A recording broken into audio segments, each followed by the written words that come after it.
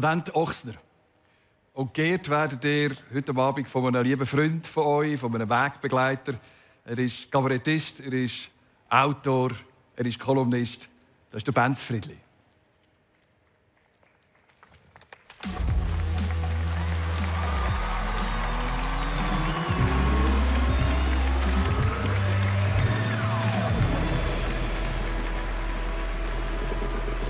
Ciao zusammen, ich muss euch eine Geschichte erzählen. Ich habe ein Taxi genommen in Bern, Freitagsnacht. Das war vor 30 Jahren, im 91, zu uns aufs Land raus. Singt dort oft mal einer, die ist ja filmreif, die Szene in dieser Freitagnacht. Und ich habe durchgedreht. Hey. Ich habe die Stimme nicht gekannt, aber das ist mir dermassen eingefahren. Das ist das Demo von einer Band, die er mitspielt, sagt der Texeler. Und er hat schon gewusst, wenn man das vorspielt. Das war der Pascal Steiner von Patent Ochsner, aber das habe ich ja dann nicht gewusst. Das Album war noch nicht raus. Das sehe ich. Spielt er mir das Kassettchen vor. Weil ich dann in Bern in der Zeitung geschrieben über Musik. Und so etwas habe ich noch nie gehört. Der Sound, die Songs, das hat es nicht gegeben in der Schweiz. Etwas so eine Köder-Rock'n'Roll mit Handorgel und Blechbläser, die klepft und tätscht. So makaber am Anfang, halbschattig. Und dann kurz darauf ist dir das Herz aufgegangen. Bauen wir meine Träume auf rund um dich. Weisst du, wie habe ich mich gemeint, als ich dann als Erstes über dich geschrieben habe? In der Zeitung, ich habe das Albi angemacht, Mani, Polo, Kuno, Bühne habe ich getitelt. In der Berner Woche. Weil ich genau gewusst, das ist der nächste ganz grosse Schweizer Musik. Den musst du in einem Schnuff mit dem Matter und dem Hofer und dem Launer erwähnen. Die Bühne selber ist dann ein bisschen verklüpft, aber am 8. Oktober 1991 hat er die Linkshänder-Gitarre angelegt im alten Schlachthaus. Plattentaufe. Und heute ist die Schlachtplatte ein Monument. 30 Jahre später haben Patent Ochsner alles eingelöst, was sie dann versprochen haben. Okay, ich muss aufpassen, dass es nicht zu fest so nach 90. Geburtstag tönt, wo die Gemeindepräsidentin mit einem Blumenstrauß kommt und die Dorfmusik spielt. So nach Rückschau. Nein, die Band ist purli munter. Euch verjagt es fast vor Ideen und Plänen, aber der Camp für das Lebenswerk, der Outstanding Achievement Award, wie man so schön sagt auf Berndeutsch, den hat er wegen dem gleich verdient. Weil ihr so viele Leute in diesem Land diesen Weg glücklich gemacht habt. Weil ihr uns dermassen gemacht zu schwelgen und zu träumen und zu plangen und zu heben und zu backen. Die Venus von Bümplitz. Das ist so leicht hergekommen.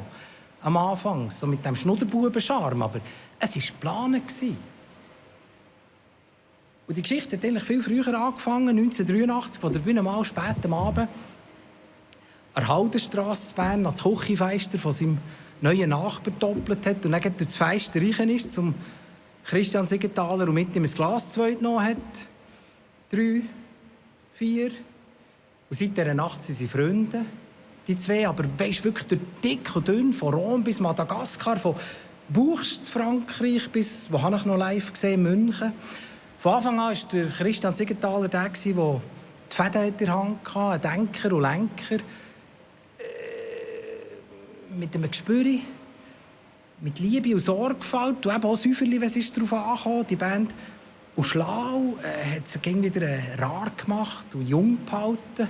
Das ist jetzt mal ein Manager, und weil ihr nicht ganz normal seid bei Patent Ochsner, heisst das natürlich nicht Manager, sondern Minister fürs Äusserste, der Teil der Band ist, aber nie im Vordergrund, nie Servala Promir Schweiz illustriert. Und heute Abend kommt er zum ersten Mal mit auf die Bühne. Also genau genommen ist es zum ersten Mal seit der Plattentaufe 1991 und du hast es nie zugeben, dass du dann bist mit auf die Bühne gekommen, aber ich war dabei gewesen. Und heute dürfen wir auch sagen, warum. Er war dann der Einzige, der in der Stadt Bern gewohnt hat. Und für das sie bei der Kulturstelle ein Gesuch eingeben konnten, haben sie ihn kurzerhand zum Bandmitglied befördert. Und er hat dort tatsächlich im Czarny-Marsch im Hintergrund ein bisschen gesungen, man hört es. Und vielleicht noch ein bisschen Posaune gespielt, man weiss nicht mehr genau. Auf jeden Fall ist es verjährt, und falls die Stadt Bern dann wirklich semi-legal sollte Kulturgelder ausgezahlt haben, dann waren sie verdammt gut investiert gewesen. 2 Dutzend Musikerinnen und Musiker sind gegangen und gekommen.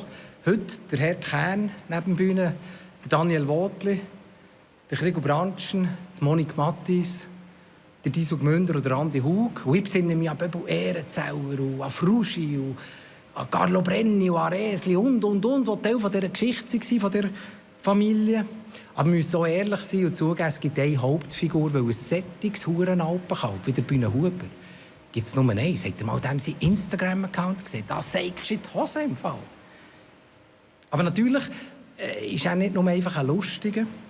Der Bühne kann erzählen, Wahres und Erfundenes, Erflunkertes. Er kann wunderbar blöd tun, eine dumme Schnurren haben, aber eben auch ganz feine. Der Bühne kann so richtig gefühlvoll. Das ist ja eigentlich nicht etwas Schweizerisches. Grosse Gefühle, aber dass es nicht peinlich wird. Das ist mehr so Canzone Italiana. Und wenn die Kitschpolizei kommt, dann für den Stern oder Rank, dann macht er so einen Bühnenschlunk, für dass es eben nicht peinlich wird. Und jetzt bist du gekommen, jetzt, wo ich es nicht mehr hätte gedacht. Schaust rein, wie wenn es etwas Schönes zu gewinnen gäbe für dich und für mich. Das ist ja schon fast Helene Fischer, das ist schon fast Beatrice Segli. Aber dann kommt eben der Bühnenschlunk. Im schlimmsten Fall nur eine Nacht, aber immerhin. Beim Bühnen funktioniert alles, weil er ehrlich ist, weil er also in dem Moment, wo er es sagt und macht und singt, eben wirklich meint. Keine Berechnung, keine Tränendrüse. Er ist ein Sozialreporter mit einem Herz und einem Auge für die am Rand, für gebrochene Figuren, für Aussenseiterinnen. Er ist ein Charmeur und ein Polteri, der tun wie ein Lötiger, was die Schüttler für Hurenpussis sind, die tätowierten Hurenbubis. Aber im Wankdorf, wenn sie dann gewonnen haben, singt das Volk gleich wieder «Bauen wir meine Träume». Ja, sie malen es einfach gelb und schwarz an bei IB statt Scharlachrot. Bühne, du bist einmalig. Du siehst gegen was du denkst, bist politisch schon abartig in die Nesseln gehockt und es ist der Scheisse gleich. Und wenn sie dafür haben, du seist ein guter Mensch, sagst du ja, lieber ein guter Mensch als ein schlechter. Du hast uns durch das Leben begleitet. Und wenn du vom Vater singst und von Elisabeth, ihrer Mutter im Himmel, der hudelt es mir nur noch. Es gibt nie mehr eine Schweizer Musik, die mich so berührt. Was habe ich an Konzert von euch schon zu lauter Wasser gerannt?